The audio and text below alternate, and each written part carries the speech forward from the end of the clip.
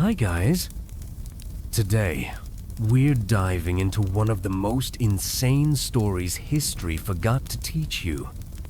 Genghis Khan, the man who conquered half the world and had over 500 wives. But this isn't just about love or power. It's about secret alliances, betrayals, and women who could start or stop wars. Some were warriors, some were queens, some ghosts in the shadows. Stay with me, because by the end of this video, you'll never look at Genghis Khan the same way again. As night settles across the steppe, and the stars emerge over the sleeping grasslands, a soft wind carries stories. Stories older than memory, older than maps, older than the empires built and buried beneath the soil. This is the story of Genghis Khan. Not as conqueror, not as warrior, but as a man surrounded by hundreds of women. 500 wives. 500 names. Though most have been lost to time. But tonight, in this gentle dark, we remember them. Not through noise, but through stillness. Not through battles, but through presence. Close your eyes. Breathe softly. Let the story begin. The man behind the empire, Genghis Khan. Born as Temujin, a boy of the Mongol steppes. He rose not by sword alone, but by alliances, marriages, and the trust of those who followed him across wind and ice. From the beginning, marriage was more than tradition. It was strategy. It was diplomacy. It was survival. His first and most honored wife was Bertha. She was his equal, his partner, and though she bore him his first sons, she was just the beginning of the great network of women who would shape an empire. The Ordo. Power behind the tent. Each wife of Genghis Khan held her own Ordo. A mobile palace, a domain of influence, a court that traveled with the herds and the armies. The Ordo was not a harem. It was a center of governance. The wife ruled her camp. She commanded guards, servants, and herds. She dispensed justice. She received foreign envoys. In many ways, each wife was a queen, not only in title, but in action. And there were many queens. Some were Mongol, others were Chinese, Persian, Tatar, or Tangut. Some were gifted as political alliances. Some were taken in conquest. Some came willingly. Some did not.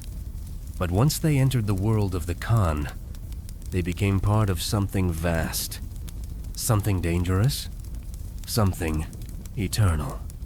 Bertha, the first flame. Let us return to Bertha. She was taken by Temujin as a young man, kidnapped by rival tribes, rescued but forever marked by that moment. Her son, Jochi, was born soon after her return, and though Genghis raised him as his own, doubt followed Jochi all his life. Bertha, however, remained loyal, strong, graceful, a symbol of the Khan's beginnings. She was never cast aside, even as new wives joined the empire. To her, Genghis entrusted great responsibility. She ruled vast lands. She judged disputes. She was respected even by generals. Wives of war and peace. As the empire grew, so did the circle of wives. Some came from distant lands, from cities of silk and stone, from deserts and mountains, from kingdoms that spoke languages Genghis had never heard. Among them was Kulan, a favorite who rode beside the Khan in campaigns. She was brave, calm, and quick to understand battle. She bore a son, Gelahian, and remained close to Genghis until her death. Another, Yesui, was wise and thoughtful, often acting as a quiet advisor. Yet another, Yeshugin, came from the Tatar tribe. She offered her sister to Genghis in marriage, a gesture of both diplomacy and surrender. The wives were not simply ornaments. They were bridges between cultures, between enemies, between futures. The hidden names. Many of the wives remain unnamed in the chronicles, lost in the folds of time, erased, perhaps, by scribes who deemed their names unworthy. But they were there. They walked the snowy passes. They crossed rivers on horseback. They bore children, raised sons and daughters, whispered counsel behind the flap of a felt tent. Some prayed, some plotted, some endured. They lived in silence, but tonight we breathe life into their memory. Each was a world within the storm of conquest. Evening in the Ordo. Imagine an evening in one of the Ordo tents. The wind is cool. The fire glows low.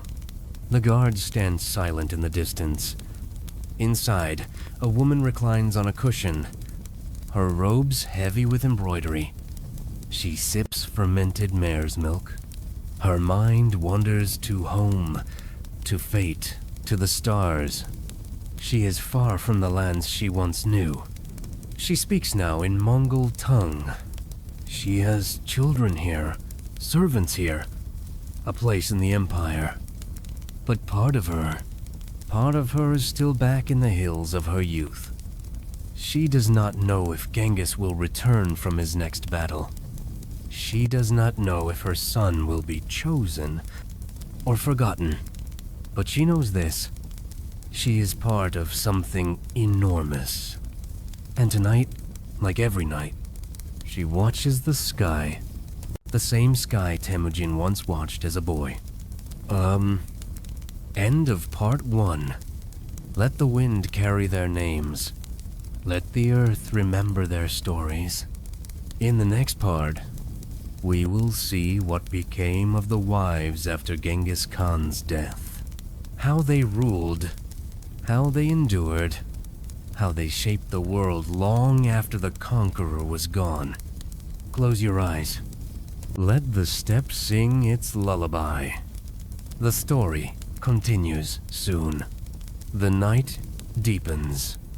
The stars shimmer brighter, and the steppe grows still like a great ocean frozen in time. We return to the campfires of the Mongol Empire, to the soft shadows behind the banners, where the wives of Genghis Khan shaped more than history. They shaped memory. When a conqueror dies, Genghis Khan passed away in 1227. How exactly no one truly knows. Some say he was thrown from his horse. Others whisper darker tales of betrayal or secrecy. But no matter the truth, his death was a thunder that echoed quietly. And when the great Khan died, he left behind more than an empire. He left behind hundreds of women. Some in grief, some in fear, some quietly preparing for what must come next. The ordos of the widows. In Mongol custom, the wives of a Khan did not simply disappear after his death. They continued to rule their ordos. They maintained their courts, their wealth, their dignity. In many ways, they became keepers of the flame, symbols of the old Khan's legacy. Berte had passed away before her husband, but others, Kulan, Ibeki, Fatima and the many unnamed wives remained. Some became spiritual leaders in their regions. Others helped raise the next generation of Mongol princes.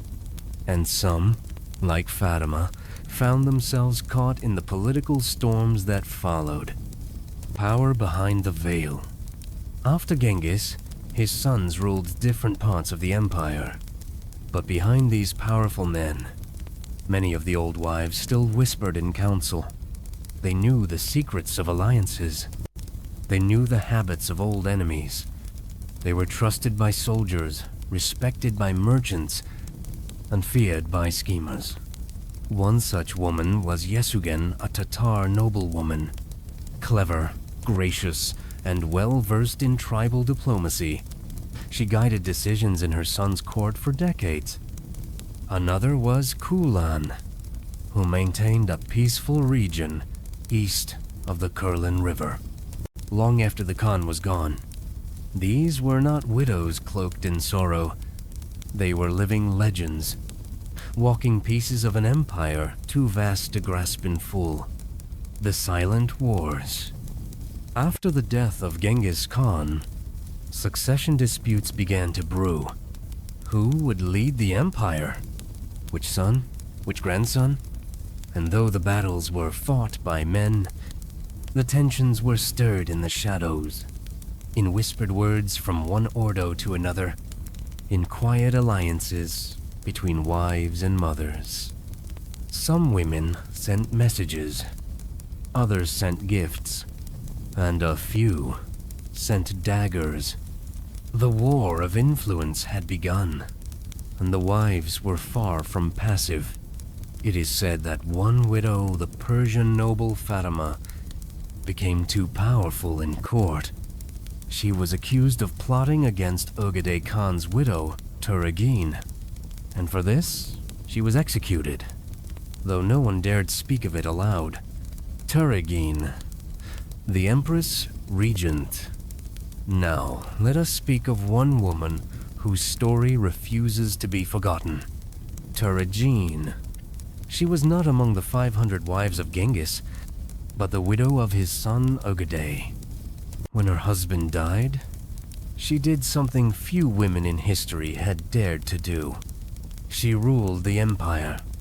For 5 years, Turagin held the reins of the Mongol world. She issued decrees. She appointed officials.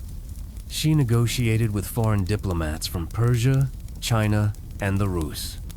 Her word was law, and though she ruled in the name of her son, Guyuk, for that brief span of time, the entire empire listened to the voice of a woman, and behind her, silently, stood dozens of other wives, mothers, and concubines, each guarding her own corner of the world.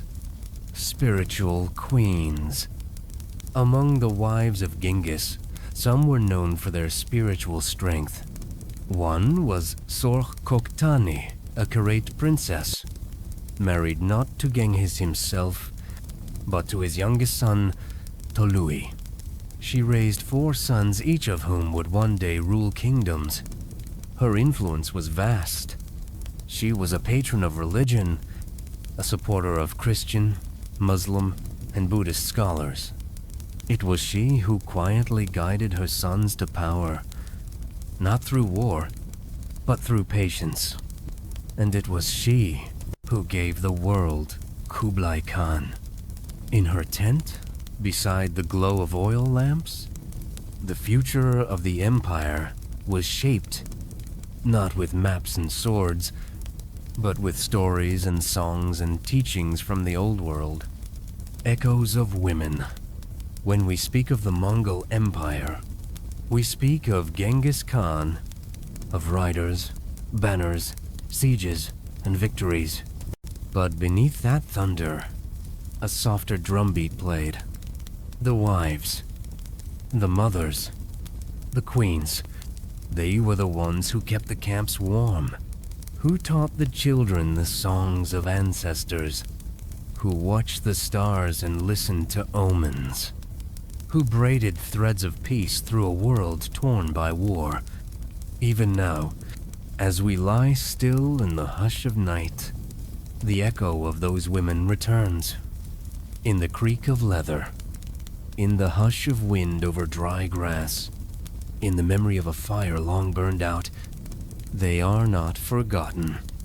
They are the breath between the pages of history. And in the next part, we will ride beyond the Mongol court to the daughters of Genghis Khan and the royal women who shaped kingdoms far from the steppe. When Genghis Khan died in 1227, his body was hidden, its resting place still unknown to this day. But though the conqueror was gone, his world remained. And in the silence that followed his death, the women he left behind stepped softly into history's shadow, widows of the eternal blue sky.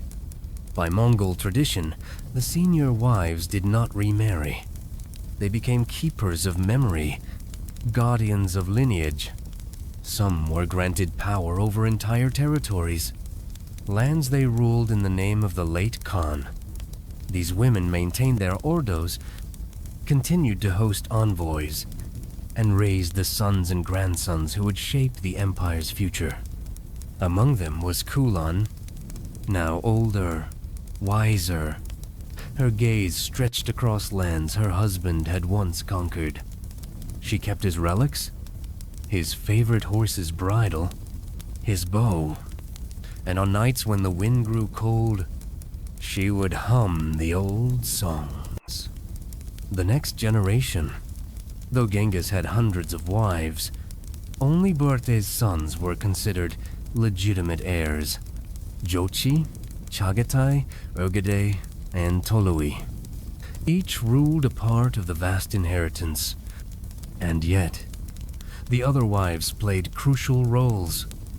They raised children who would marry into powerful clans, creating networks of loyalty and blood. Some daughters became queens, some sons became generals, and some simply storytellers, keepers of a world that had lived through fire and empire. A queen's legacy, Sorgatani Beki. One woman among the wives' circle stands out, though not a wife of Genghis himself, but of his son, Tolui. Her name was Sorgatani Beki, a Christian of the Karaite tribe. She was wise, politically skilled, and deeply respected. After her husband's death, she raised 4 sons, including the future Great Khan, Kublai. Sorgatani advised him, educated him, and protected his right to rule. Even rival princes feared her calm intelligence, and historians of Persia, China, and the Middle East wrote her name with respect. She was, in many ways, a continuation of Bird's legacy, a mother of emperors, and an empress in all but title. Intrigues in the court. Not all wives lived peaceful lives. After Genghis's death, power shifted quickly, and in the courts of his successors, some widows became pawns in dynastic games. There were whispers of poisoning, of rivalries between the ordos, of secret alliances and hidden children. Fatima, the Persian noblewoman, was accused of plotting against Ogede's widow. She was executed, and her name blackened in court chronicles. But the truth remains elusive, buried in scrolls and half-forgotten legends. Women in the shadows of power. Despite the danger, many of Genghis's wives continued to shape diplomacy. They arranged marriages between clans, offered gifts to foreign rulers, sent letters sometimes written in 4 languages. Their tents became schools of etiquette, places where tradition met politics. And in the cool dark before dawn, some of them still prayed. to the eternal blue sky, to Christ, to Allah, or to the spirits of their ancestors. The long memory. Time moved on. Genghis's sons ruled, then his grandsons, and the empire split into the Golden Horde, the Yuan dynasty, the Chagatai Khanate. But still, the stories of the wives lived. Among the people of the steppe, songs were sung of Berte's bravery, of Kulan's gentleness, of Sorgatani's wisdom, and travelers who wandered through the ruins of old Ordos claimed to hear laughter in the wind or see a light flickering in abandoned tents. The empire of Genghis Khan had many pillars, but the quietest ones, the softest ones, were women. Wives, queens, mothers. They stitched the world together in silence. And now, as sleep begins to settle over you, let the voices of these women cradle you gently, like a lullaby from the past. In the final part of our story, we will explore how the spirit of these wives echoes, even today, in the hearts of empires, in forgotten songs, and in the memory of the earth itself. The world Genghis Khan, forged with blood and brilliance, did not vanish when his heartbeat stopped.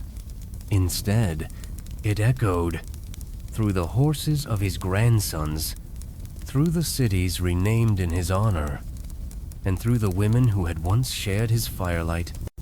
This is not just a tale of past conquest. It is a meditation on presence, on absence, on what it means to be remembered. Let us walk one last time through the twilight of the Mongol queens.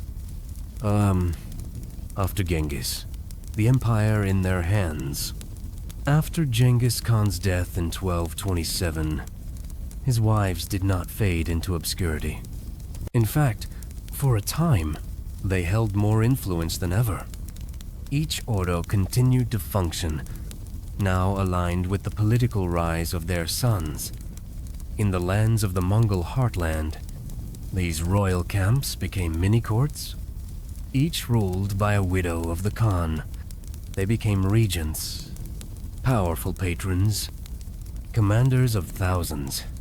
One of Berte's granddaughters would go on to rule the Yuan dynasty in China.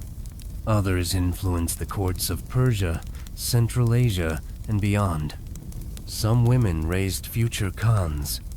Some oversaw crucial trade routes. Some brokered peace.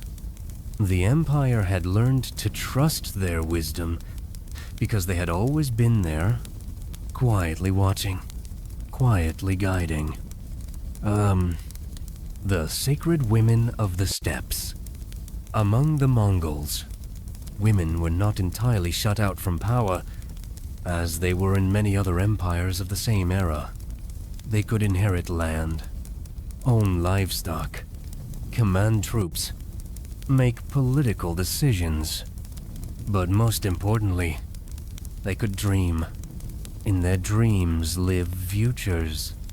In their words, legacies. And so, even as later chroniclers turned their gaze away, even as their names were lost, their fingerprints remained on every scroll, every treaty, every stone city that rose from the ashes of conquest. One name among hundreds. We may never recover the names of all 500 wives. But imagine this. Just one might have once stood in a tent, hair braided in gold, holding a map of the known world. She might have smiled, knowing that the future was too vast to control, but still worth shaping. Another might have spent her days in prayer, or tending a sick horse, or watching her children practice archery at dusk. Each had a story, and though we cannot tell them all, we can whisper the truth They were real. They mattered. Legacy in the wind. The legacy of Genghis Khan is often measured in cities razed, in empires forged, in blood spilled. But tonight, we measure it differently. In the silence between stars, in the breath of wind across the grass, in the memory of the women who outlived the thunder. They did not charge on horseback. They did not swing swords. But they held up the empire with steady hands. Letting go into the night. And now, we let the past slip into the folds of the dark. We leave the tents glowing under moonlight. The sound of hooves fading into the endless plains. The stories remain, soft as wool, strong as bone. Somewhere, across the centuries, a fire still burns in a felt tent. A woman still waits.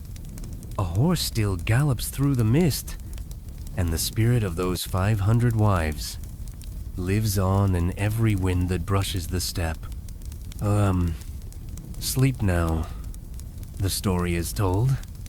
The empire rests. And so may you.